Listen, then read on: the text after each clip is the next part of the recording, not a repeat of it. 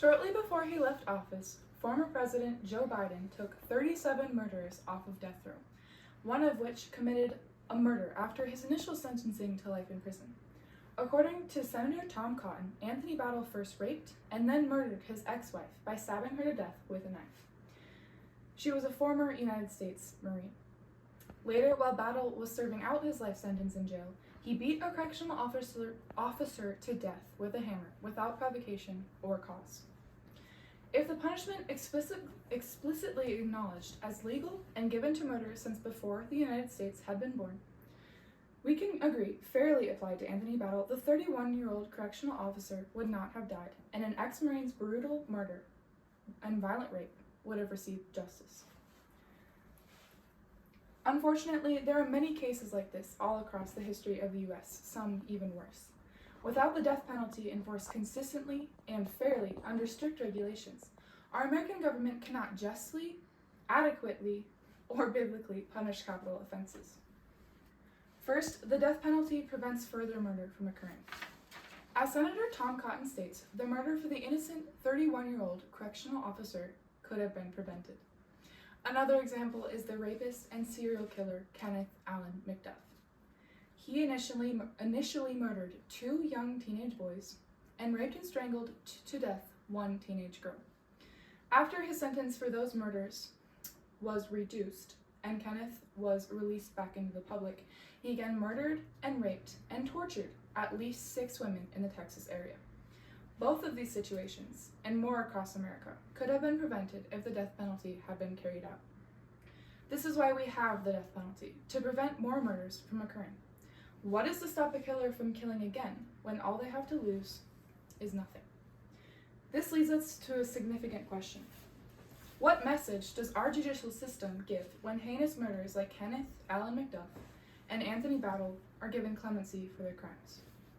According to Charles Simpson in his article, "The Death Penalty is Appropriate," the message we hear is that the punishment for capital offenses will be light. Because of that lack of justice being carried out in the United States today, there is no justice being enacted and no fear of retribution. When our government gives clemency to so many savage murderers, people will not fear punishment when considering drastically violent actions. There will not be the natural deterrent in their minds that should be there.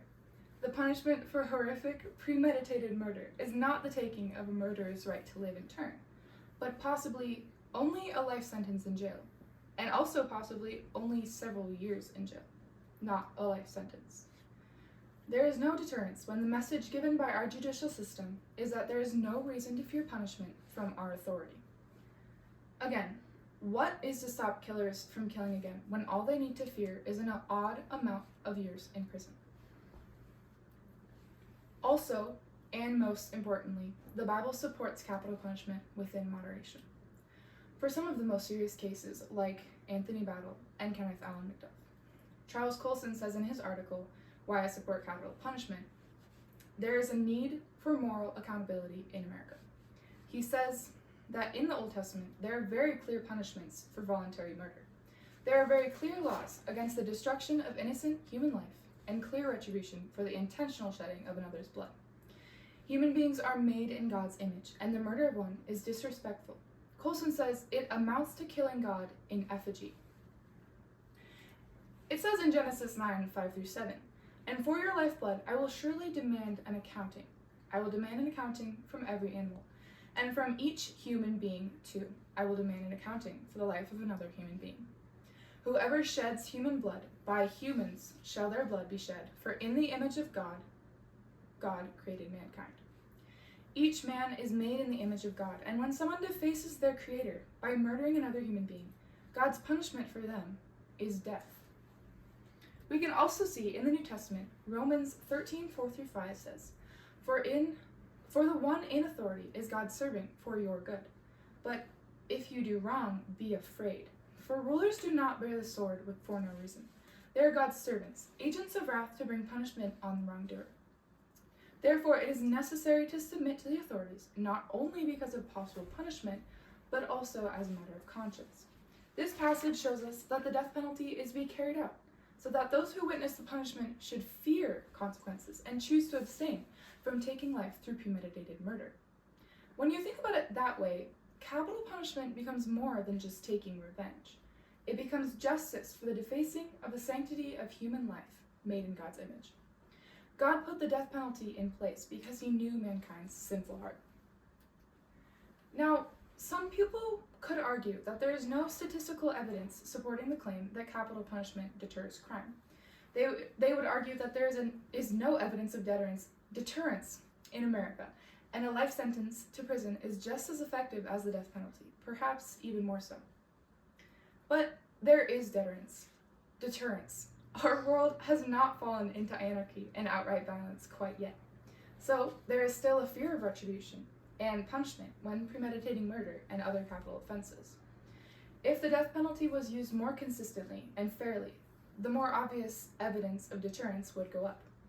As of right now, the fact that 37 cruel murderers and brutal rapists have been acquitted by a former president has not helped matters.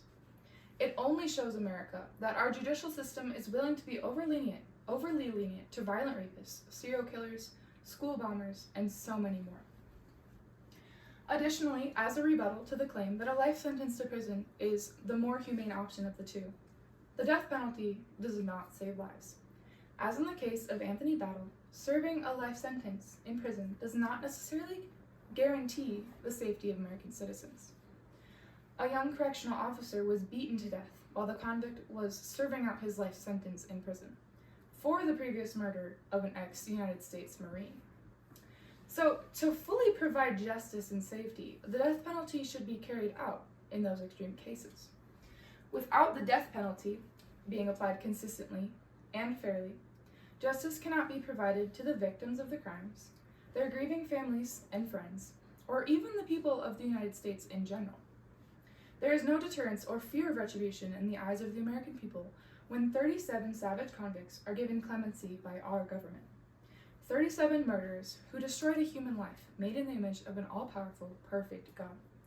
Capital punishment must be enforced in America. If it is not, the future of our country is filled with murders, rapes, and other crimes going without due and just punishment. We must apply the death penalty to those who deserve it, and we must do it quickly, without bias, constitutionally, and above all, biblically, in order that our society may run smoothly and safely. While the death penalty is a very controversial topic, I hope that I may have convinced you of the need of it in America today. Thank you.